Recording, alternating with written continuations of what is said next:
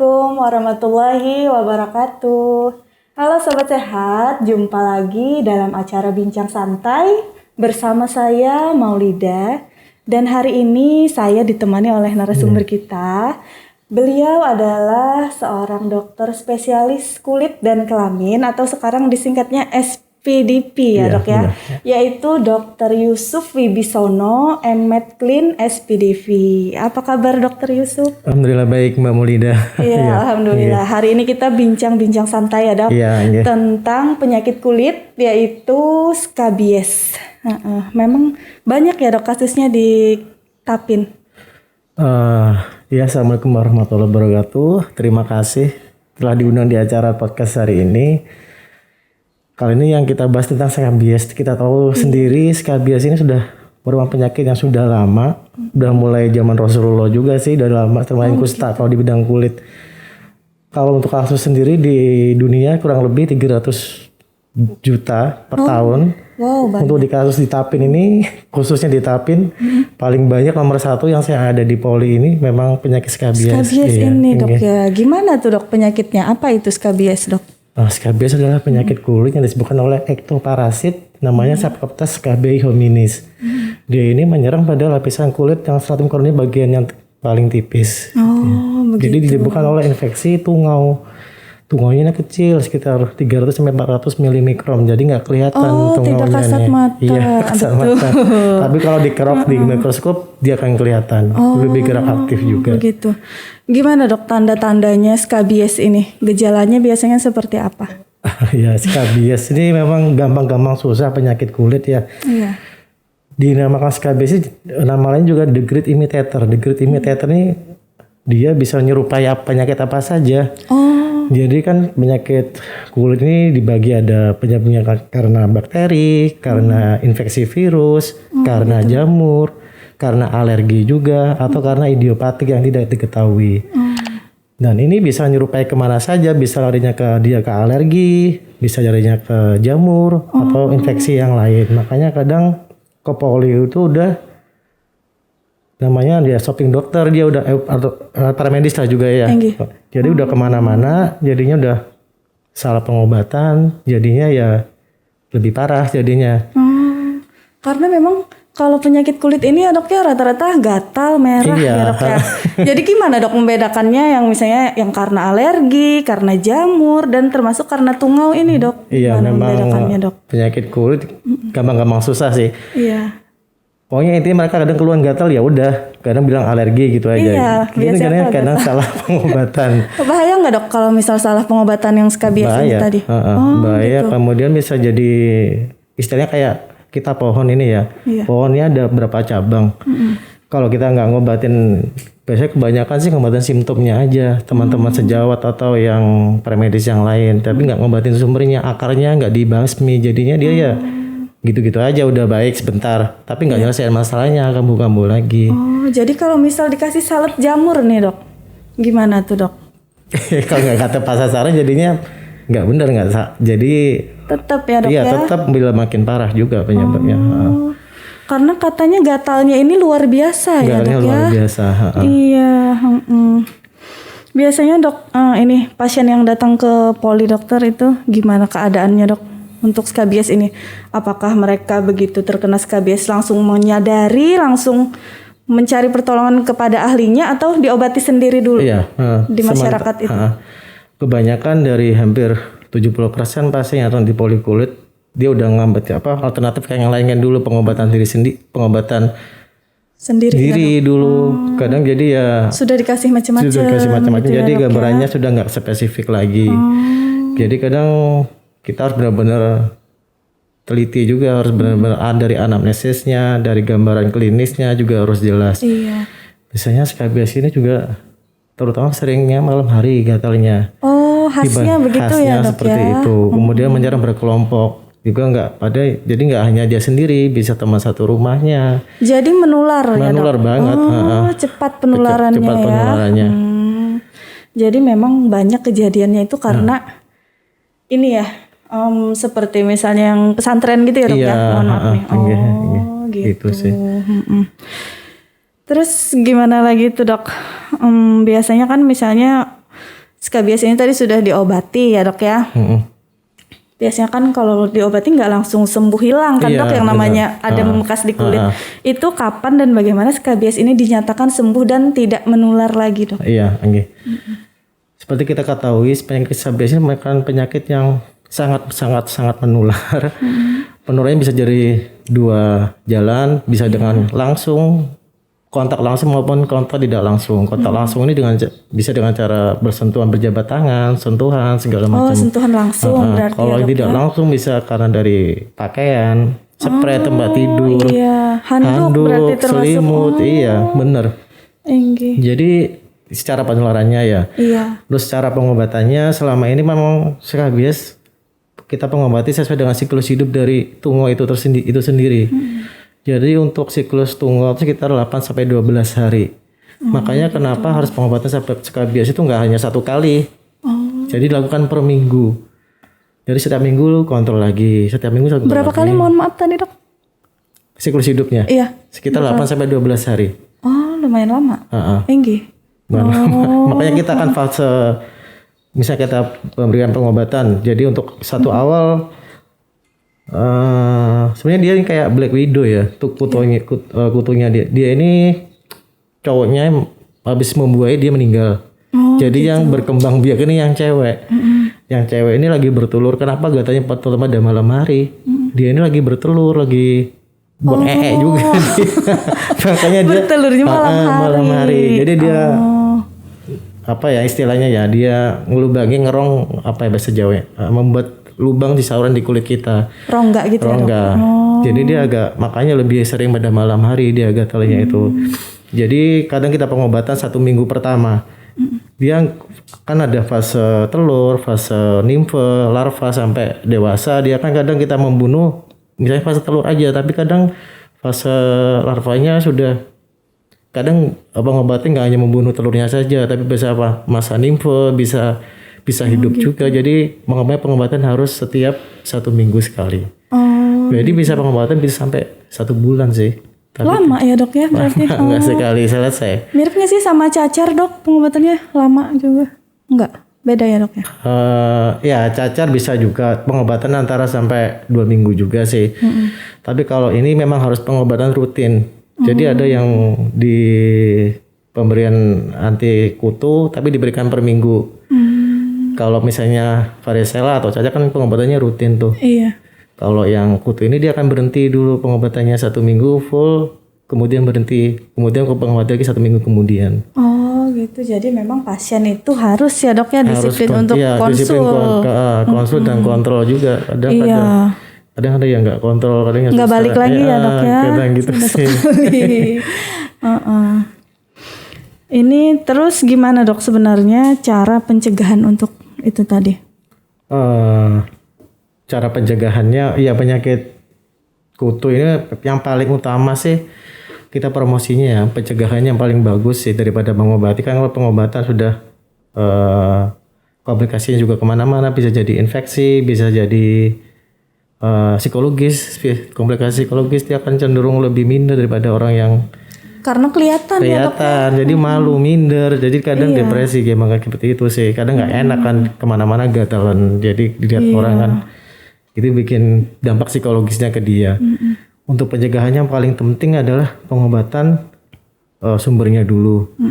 Habis itu dengan kontak-kontak yang orang sekitarnya. Jadi misalnya satu rumah, ya juga diobati satu rumah. Oh, Jadi walaupun yang misalnya satu rumah tapi yang satu belum ada gejala, Iya, belum harus muncul, diobati. tetap diobati juga dok. Karena skabies ini cenderung pada kondisi sistem imun yang lagi turun juga. Oh, mempengaruhi ya dok ya sistem imun. Sistem imun mempengaruhi juga. Jadi kadang makanya pada pasien yang anak-anak dia akan lebih berat dibandingkan orang dewasa. Orang dewasa kadang sudah membawa, tapi dia karena dia tubuhnya lebih bagus, jadi dia mungkin keluhan 1-2 nggak terlalu ngefek. Tapi ada anak-anak ini dia lebih berat. Selain kondisi sistem imun yang dipengaruhi oleh kondisi sistem imun, pengobatan jangka panjang yang dapat menyebabkan supresi sistem imun, pasien-pasien imunokompromis pada pasien HIV juga bisa menyebabkan skabies ini juga.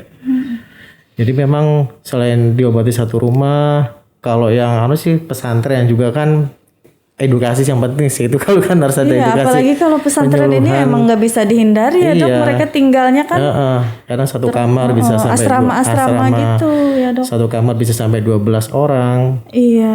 Habis itu cara jaga hygiene-nya juga, jaga kebersihannya juga.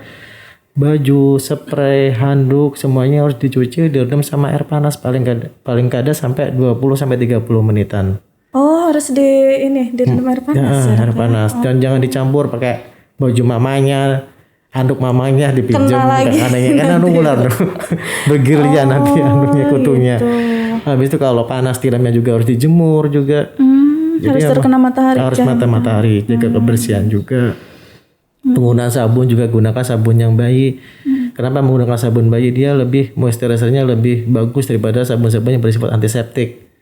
Oh jadi emang lebih bagus sabun bayi. Kadang orang kan kadang merasa kalau nggak berbuih rasanya nggak bersih, nggak mandi. Emang. Padahal itu yang salah.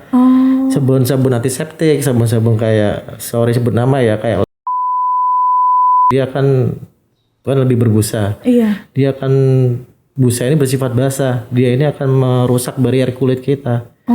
Jadi akan cenderung lebih kering. Makanya pilih sabun-sabun yang baby sembarang bebas sih, tapi yang harus lembut. Nah ini ilmu nih sobat sehat. Ya kan dok. Mungkin nanti di lain kali ya dok kita bahas tentang itu juga ya dok. Jadi penting banget pemilihan. Jadi pemilihan sabun ini juga berpengaruh. Karena sehari-hari kita hal-hal yang sepele ini yang benar-benar harus dikaji, harus dikaji sih. Betul. Gitu. Terus dok, misalnya nih sobat sehat di rumah nih ada yang gatal-gatal nih dok. Katakanlah merah gitu tadi ya dok ya, terus gatal. Apa dok yang harus dilakukan? Kan nggak tahu dok. Alergi kah atau jamur kah atau malas kebiasaan tadi apa yang ibaratnya pertolongan pertama dulu dok. Paling aman sih memang supaya nggak merusak gambaran klinis yang lebih jelas. Pemberian antihistamin lebih aman diberikan daripada pemberian salep topikal ya. Oh jadi lebih aman antihistamin. Antihistamin dong kemudian ke vaskes atau ke dokter yang kalau tidak ada perubahan ya dok ya. Gitu sih lebih aman obat minum. Jadi misalnya kayak evaluasi kayak saya bisa kan evaluasi baru ke dokter spesialis kulit misalnya nggak pengobatan nggak selesai baru ke kita. Tapi kalau sudah dimanipulasi dengan pemberian salep segala macam bisa aja cuma kadang jadi rancu. Jadi pengobatannya nggak benar kan jadinya gambarannya nggak khas lagi. Soalnya seperti kita ketahui gatal ini bisa karena alergi, bisa karena jamur, bisa karena virus, bisa karena kutu juga kan karena pengobatannya nggak benar, nggak tepat sasaran, nggak akan selesai gatalnya ini. Soalnya selama ini lebih banyak teman-teman sih ngobatin simptomnya aja sih, simptomatisnya aja, gejalanya gatalnya aja. Jadi pemberian misalnya antihistamin dan steroid. Tapi ya itu tadi nggak akan selesai pengobatannya karena sebab utamanya nggak diobati. Gitu. Jadi emang nggak segampang mendiagnosisnya susah penyakit kulit ini. Jadi memang di poliklinik sendiri dok ya banyak rujukan berarti ya dok rujukan ini yang sudah berat, yang sudah pengobatan kemana-mana baru dibawa ke poli. Nah itu tadi gimana dok kalau misalnya pasien sudah katakanlah terlambat untuk mendatangi ahlinya ya dok ya, sudah parah jadi skabiesnya itu tadi, itu kemungkinan sembuhnya gimana dok? Apakah nanti memerlukan pengobatan yang lebih lama lagi gitu? Iya. Untuk pengobatan gimana? Terima kasih Mbak Mulida untuk ya kalau kebanyakan yang datang selama ini memang yang kebanyakan lebih hampir 80% memang parah-parah sudah. Sudah parah dok. Jadi nggak pengguna standar yang terapi, jadi kita lebih luas sih dengan pemberian antibiotik juga dengan pemberian antihistamin dan steroid juga. Sebenarnya nggak dipertimbangkan kalau pengobatan untuk steroid atau segala macam antihistamin untuk kasus-kasus yang ringan ya. Kebanyakan sudah berat. Jadi kita terpaksa memberikan multi treatment. Jadi terapinya lebih luas juga, lebih lama juga dan lebih banyak biasanya. Gitu. Jadi memang dibandingkan terapi yang hanya obat skabimid aja ya dalam ininya, jadi bisa macam-macam lagi terapinya, jadi lebih complicated, jadi lebih banyak lagi. Gitu. Dan waktunya juga lebih lama daripada yang seharusnya misalnya yang klasik yang nggak terlalu yang berat, jadi bisa lebih lama lagi pengobatannya, bisa antara 3 sampai 1 bulan. Kalau tergantung kondisi klinisnya juga. 3 minggu sampai 1 bulan? Iya. Gitu. SKBS ini dikatakan sembuh itu kalau dalam keadaan yang bagaimana, Dok? Terima kasih pertanyaan Mbak Maulida. Sebenarnya seperti ini. Setiap individu untuk menyatakan dia sudah sembuh dari SKBS atau belum, ini kan tergantung dia dipengaruhi sistem imun juga kan. Jadi semakin bagus sistem imunnya dia, semakin cepat proses penyembuhannya dia. Kalau sistem imunnya lagi turun atau lagi rendah, jadi juga makin lama. Dikatakan sembuh atau tidak, dia dari gambaran klinisnya juga sih, klinisnya juga lebih membaik daripada yang sebelumnya juga. Kalau untuk keluhan gatal, biasanya gatal ini bisa sampai berbulan-bulan. Karena ada komplikasi namanya post-pruritic scabies. Jadi dia ini reaksi sensitif dari tungaunya tadi. Jadi kadang kutunya sudah nggak ada, tapi reaksi sensitif alerginya ini bisa gatalnya aja, tapi nggak ada lesi. Tapi tidak menularkan lagi berarti ya? Tapi dia masih ada ngeluh gatal. Seperti pada kasus herpes atau kayap, dia kan sudah sembuh cacarnya, tapi kadang masih ngeluh nyeri. Kan kadang berbulan-bulan itu namanya PAN. Pada SKBS itu juga seperti itu. Jadi kadang gatalnya bisa sampai lama, bisa sampai 1 bulan, bisa sampai 3 sampai 6 bulan. Tadi kan dokter katakan pengobatannya bisa 3 sampai 1 bulan. Nah, pada masa pengobatan 3 sampai 1 bulan itu masih menularkan, Dok? Masih. Jadi masih nggak boleh kontak dekat dengan orang ya, Dok ya? Gitu. Dan yang penting juga harus kontak serumah atau kontak pekerjaan, tapi harus diobati juga sih. Gitu. Jadi misalnya kayak anak pesantren itu memang harus mengasingkan diri dulu, Dok ya. Ini ya benernya jadi meliburkan diri. Jadi apa ya? Jadi tantangan buat kita juga sih ya. Sebagai orang medis. Satu misalnya diobati ya, dia akan kembali ke lingkungannya, dalam misalnya ke pesantren atau kemana, dia akan keluaran lagi. Kayak lingkaran setan jadinya kan, nggak selesai nih. Caranya harus memutus kontaknya ini sih memang. Memutusnya dengan apa? Dengan banyak penyuluhan. Pencegahannya yang paling penting sih memang, intinya ujungnya sih memang dana ya. Ke situ kan. Penyuluhan ke setiap pesantren, setiap ke sekolahan juga. Soalnya dia menyerang berkelompok. Jadi memang harus pencegahan yang paling penting sih gitu. Dan pencegahannya ini memang lebih ke personal hygiene tadi. Iya benar. Gitu. Kalau dia udah sembuh, balik lagi ke situ lagi, akan gitu lagi. Jadi akan nggak akan selesai. Susah ya, Dok ya, susah. Kembali lagi.